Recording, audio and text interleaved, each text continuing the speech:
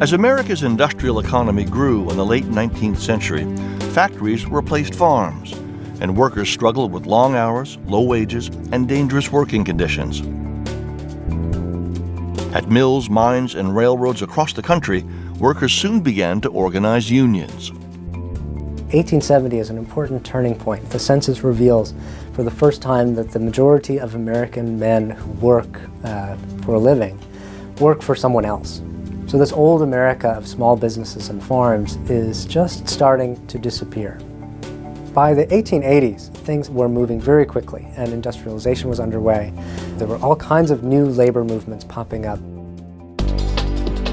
One of the first attempts to create a national labor organization started in 1869 with an umbrella group called the Noble Order of the Knights of Labor. Unlike most other organizations that excluded women and certain types of workers, the Knights of Labor was open to almost everyone. It's essentially a union of unions, and eventually has hundreds of member unions, eventually a membership of almost 700,000 by 1886, 1887, and it becomes a very influential force in trying to compel employers and politicians who have the power to regulate business to get them to adopt more humane working conditions, better wages, shorter hours.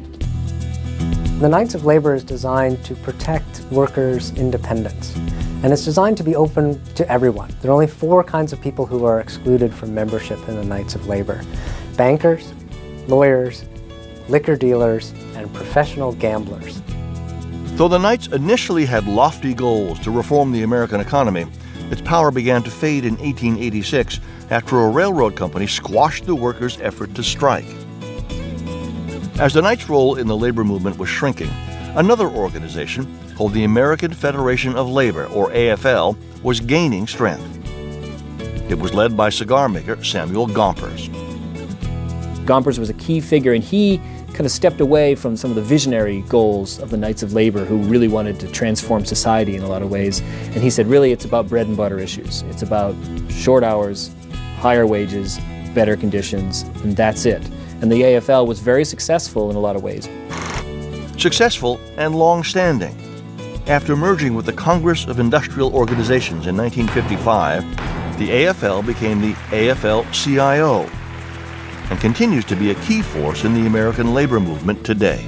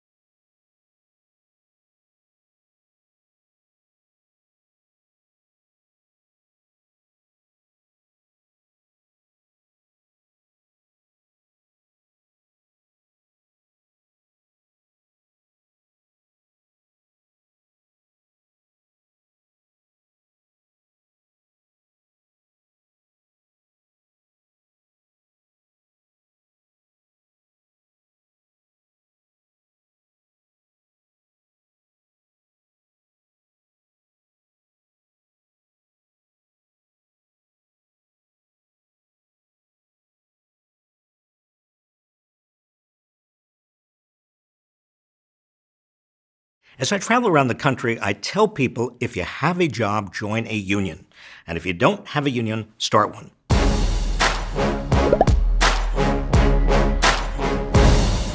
You see, it all comes down to the balance of power between business and workers. You strengthen the middle class by strengthening unions. In the mid-1950s, unions were strong, and wages grew in tandem with the economy. Nearly 1/3 of all workers in the United States were unionized. This gave workers across America, even those who weren't unionized, significant power to demand and get better wages, hours, benefits, and working conditions. Yet starting in the 1980s, with increasing ferocity since then, private sector employers have fought against unions.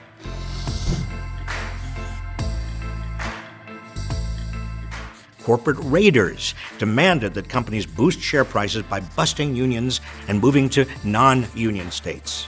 Ronald Reagan's administration fired the nation's unionized air traffic controllers and launched an all-out assault on workers' rights, concentrating even more power in the hands of corporate executives.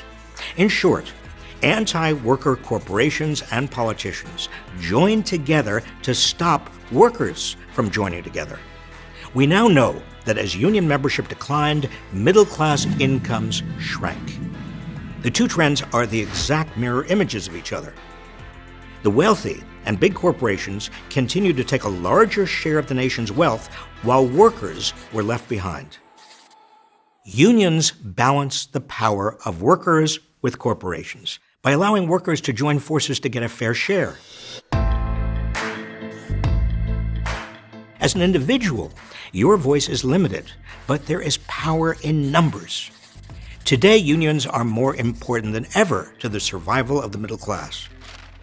Corporations have tremendous power over our lives, dictating everything from bathroom breaks to health care for millions of Americans. In the halls of Washington and state legislatures, their political power has allowed them to block increases in the minimum wage, roll back workplace protections, and deny workers their benefits. Unless workers balance the power of big corporations, the middle class will continue to get a smaller piece of the pie as more and more wealth goes to those at the top. Unions are also essential to the workplace of the future. Workers must contend with the forces of globalization and technological change. With the stroke of a keyboard, executives can now send jobs overseas. Automated technologies threaten to replace workers in every sector of the economy, making jobs less and less secure. Without unions, workers will be completely at the mercy of these trends. This isn't just a theoretical argument. The tangible, real-world examples of how unions make workers' lives better are everywhere you look.